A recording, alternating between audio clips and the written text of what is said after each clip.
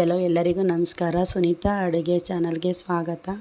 ಯಾರೆಲ್ಲ ನನ್ನ ವಿಡಿಯೋನ ಫಸ್ಟ್ ಟೈಮ್ ನೋಡ್ತಾ ಇದ್ದೀರೋ ಸಬ್ಸ್ಕ್ರೈಬ್ ಮಾಡ್ಕೊಳ್ಳಿ ಮತ್ತು ಎಲ್ಲರೂ ಹೀಗೆ ಸಪೋರ್ಟ್ ಮಾಡಿ.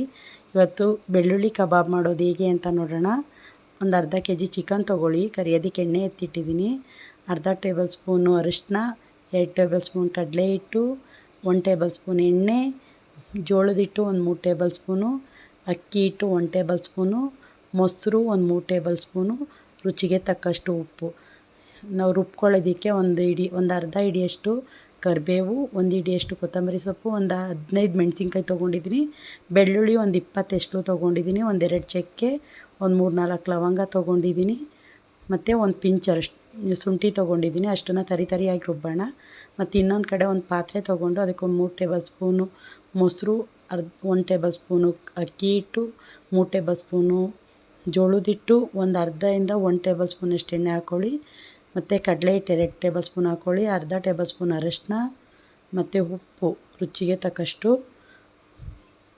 ಮತ್ತು ನಾವು ತರಿಯಾಗಿ ರುಬ್ಕೊಂಬಂದಿರೋವಂಥ ಮಿಶ್ರಣವನ್ನು ಹಾಕಿ ಚೆನ್ನಾಗಿ ಕೈನಲ್ಲಿ ಮಿಕ್ಸ್ ಮಾಡೋಣ. ಏಕೆಂದರೆ ಇದು ಸ್ಪೂನಲ್ಲೆಲ್ಲ ಮಿಕ್ಸ್ ಮಾಡಿದ್ರೆ ಅಷ್ಟು ನೀಟಾಗಿ ಆಗಿರಲ್ಲ. ಕೈನಲ್ಲಿ ಚೆನ್ನಾಗಿ ಮಿಕ್ಸ್ ಮಾಡಿದ್ರೆ ಈ ಥರ ಗಟ್ಟಿ ಪೇಸ್ಟ್ ಬರಬೇಕು. ನೀರು ಥರ ಯಾವುದೇ ಕಾರಣಕ್ಕೂ ಬರಬಾರ್ದು. ಇದು ನೀರು ಥರ ಬಂದರೆ ಚಿಕನ್ಗೆಲ್ಲ ಅಂಟಲ್ಲ ಅಂತ ನೋಡಿ. ಈ ಥರ ಪೇಸ್ಟ್ ನೀವು ಎತ್ತಿದ್ರೆ ಆ ಥರ ನೋಡಿ, ಆ ಥರ ಬೀಳಬೇಕು. ಅದಕ್ಕೆ ನಾವು ಚಿಕನ್ ಹಾಕ್ಕೊಳ್ಳೋಣ.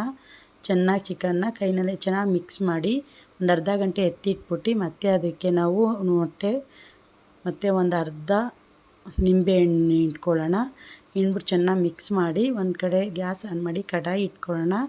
ಕಡಾಯಿ ಕಾದ ನಂತರ ಎಣ್ಣೆ ಒಂದೊಂದಾಗಿ ಇದನ್ನು ನಾವು ನೋಡಿ ಎಣ್ಣೆ ಕಾದಿರಬೇಕು. ಒಂದು ಸಲ ಚೆಕ್ ಮಾಡ್ಕೊಳ್ಳಿ.